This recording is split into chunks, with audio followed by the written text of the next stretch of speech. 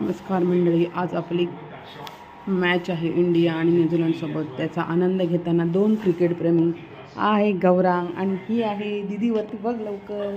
ही आहे दीदी, ती फक्त विराटच्या बॅटिंगसाठी थांबलेली नाही तर एवढ्यात ती झोपी गेली असे नाही. आज तुम्हाला माहिती आहे सध्या आपल्याकडे थंडीचा मौसम आहे. थंडीमध्ये आमच्या इथे खूपच थंडी आहे, तर असं बघू शकता. असं दुपारच्या वेळेला चादर घेऊन झोपणारी माणसं तुमच्याकडे पण आहेत का?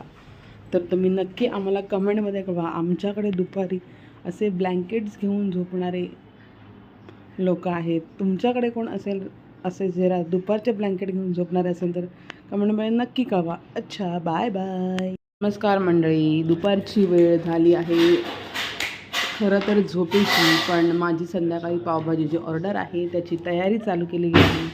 हे आहेत कांदे, शिमला मिरची, बटाटे, गाजर, फ्लॉवर, टोमॅटो, फरसबी आणि ही गाजर धुताना.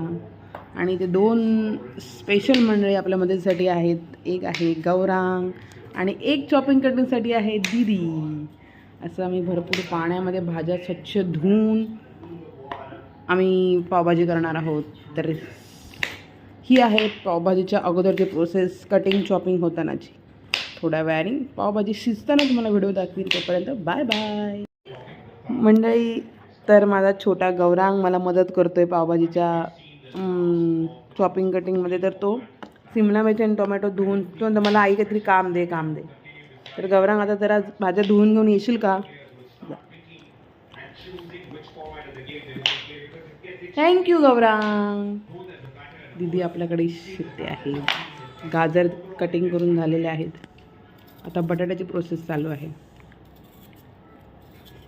पावभाजीमध्ये घालणार आहे मी हा फ्लॉवर. मी स्वच्छ 2-3 पाण्याने धुवून घेतला आहे.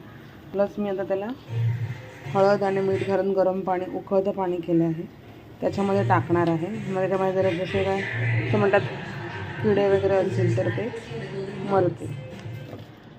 मग त्यासाठी मी हा गरम पाण्यात, उकळत्या गरम पाण्यात मीठ आणि हळदीचं पाणी त्याच्यामध्ये घातलेलं आहे. तर मंडळी आपली पावभाजी रेडी झालेली आहे. हा हा हा, वास एवढा सुंदर येतो, कलर पण एवढा छान आलेला आहे. तुम्हाला मोबाईलच्या क्लिअरिटीमुळे एवढा दिसत नसेल, पण चांगला लाल रंग आलेला आहे, चांगली उकळी आलेली आहे, वास खूप छान आलेला आहे. तर नक्की एकदा आमच्या अदितीज किचन्सकडून पावभाजीची ऑर्डर देऊन पावभाजी खाऊन बघा, तुम्हाला नक्की आवडेल. थँक्यू.